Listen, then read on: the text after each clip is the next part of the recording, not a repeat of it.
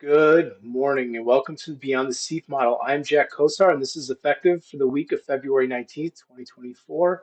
Let's get started. Our SEAF signals for this week are financials, consumer discretionary, and communication services.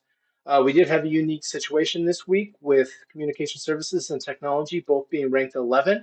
Um, but through our back tests, the top three has always been the most effective results for SEAF. So from the ranking, when we do have a ranking that is the same, the next kind of qualifier will be the trading week. We want to know which money, the new money that is flowing into the sectors, and going with communication services at ranked at number four. Technology actually had a net outflow, which we'll see a little bit in the heat map later, at a nine.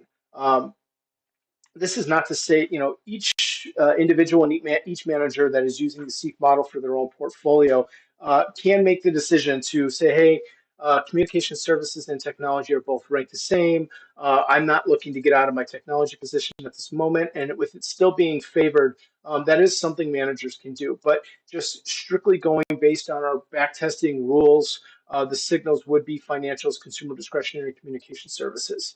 That's a similar note, with we're starting to look at industrials. We'll show a little bit of a chart later. Industrials really headed in the right direction. This was a weak inflow here at five, a little bit stronger five inflow on the tactical month, and a relatively strong trading week inflow. Some people may decide that taking all of the favored making their investment decisions based on the favored rankings instead of the top three. But just to note that our top three is what backtested the best when we were looking into SEAF. Other things to note: consumer staples continues its decline, going from 9 to 10 to 11. Consumer staples, as we'll see in the heat map in just a minute, was actually the strongest flow, positive or negative, being seconded by only financials in terms of its net flow. Uh, yeah, so now onto the heat map. This is kind of what I want to highlight it for this particular trading week. Um, Really strong inflow into financials and a really strong outflow into consumer staples. The rest of the inflows and outflows were actually relatively weak. What that's been telling us when we've been looking at this heat map over the last couple of months is really a lack of conviction in deciding which sectors that the managers want to put their money in.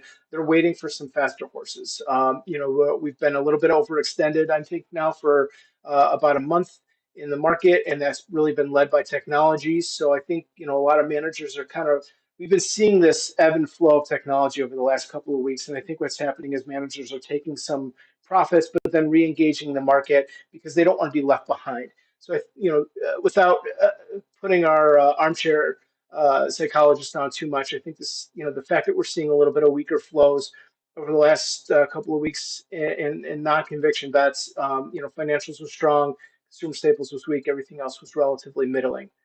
Going into our rainbow charts, communication services staying in the favored ranking has been there for quite a bit of time, and seeing this relative outperformance kind of heading in the right direction, testing an old high over the last year. Consumer communication services has just in general been a nice steady increase in relative outperformance, has stayed favored, and overall has been a good place to put your money for the last year. Looking at financials is very strong, rocketed up through.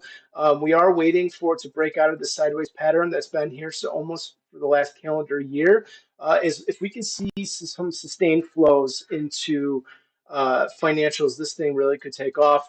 We cannot predict the future. I do not know what the flows are going to look like next week, but we are seeing relatively strong flows for financials now over the last couple of months, and really, as I showed you earlier in the heat map, a really strong flow for this last week. So we are going to be looking for this for financials to kind of break out of this relative performance sideways pattern here. I did want to also kind of sorry, highlight here that the financials flow is almost identical to the outflow in consumer staples. We're seeing here consumer staples has a relatively downward trend in its relative outperformance, but more recently, it looks like just slightly after July 31st of this year, money came flying out of consumer staples and came flying into financials. As this is kind of as this is a sector rotation model, we can see that managers have to stay invested in the S&P 500.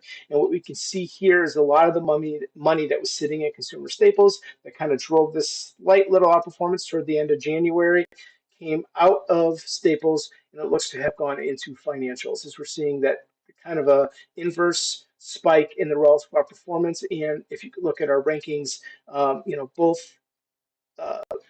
both sectors kind of took a polar opposite to each other, it's almost if a magnet repelling each other. All right.